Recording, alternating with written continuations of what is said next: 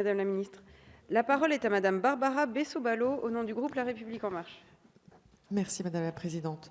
Madame la Ministre, aujourd'hui, la prise en compte de la pénibilité et des fins de carrière est traitée de manière différente selon les régimes et les retraites, y compris pour les métiers identiques. La réforme des retraites va étendre et améliorer la prise en compte de la pénibilité selon des critères qui seront les mêmes pour tous, notamment via l'ouverture du compte professionnel de pénibilité, dit C2P, aux fonctionnaires et aux salariés des régimes spéciaux.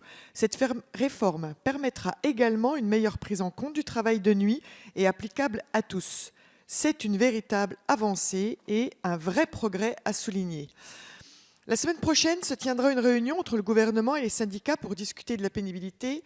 Largement abordée dans les débats, la notion même de métier pénible repose prioritairement sur des critères endogènes tels que les contraintes physiques. En parallèle, l'Organisation mondiale de la santé et Santé publique France nous alertent sur d'autres formes de pénibilité.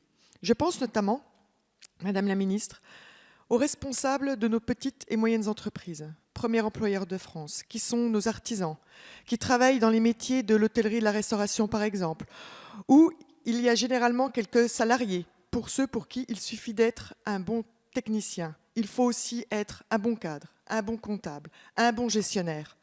Ceux pour qui la vie de l'entreprise est une préoccupation constante, ceux pour qui il n'y a pas de vacances.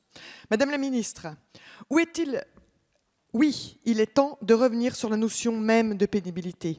Quand sont alors les intentions du gouvernement vis-à-vis de la prise en compte de la pénibilité ? Relèvera-t-elle toujours des critères physiques ou comptez-vous aller plus loin et élargir sa définition ? Je vous remercie. Merci, chers collègues. Madame la ministre, je vous en prie. Madame la députée Barbara Bessot-Ballot, permettez-moi d'abord de rappeler l'équilibre qui est celui du projet de loi.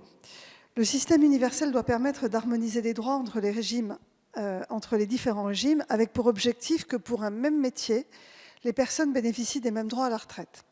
Il doit garantir à ceux dont les conditions de travail ont pu entraîner des conséquences sur la santé, soit parce qu'ils ont commencé à travailler très jeunes, soit parce qu'ils sont exposés durablement à un risque professionnel, qu'ils pourront partir à la retraite avant 62 ans. Les deux dispositifs de prise en compte de la pénibilité seront étendus aux 5,5 millions de fonctionnaires et salariés des régimes spéciaux.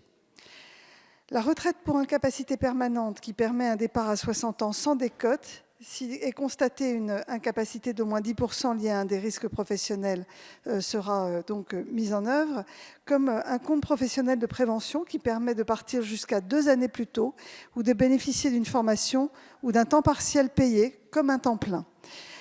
Vous le savez aussi, les seuils relatifs au travail de nuit et en équipe alternante vont être abaissés dans le futur système. Il n'y aura plus de plafond pour l'utilisation des points pénibilité afin de reconversion ou de passage à un temps partiel.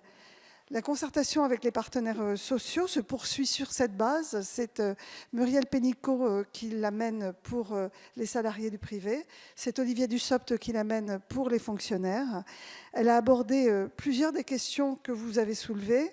Elle doit se conclure la semaine prochaine et le Parlement sera en conséquence saisi des adaptations que vont lui proposer le gouvernement. Je vous remercie.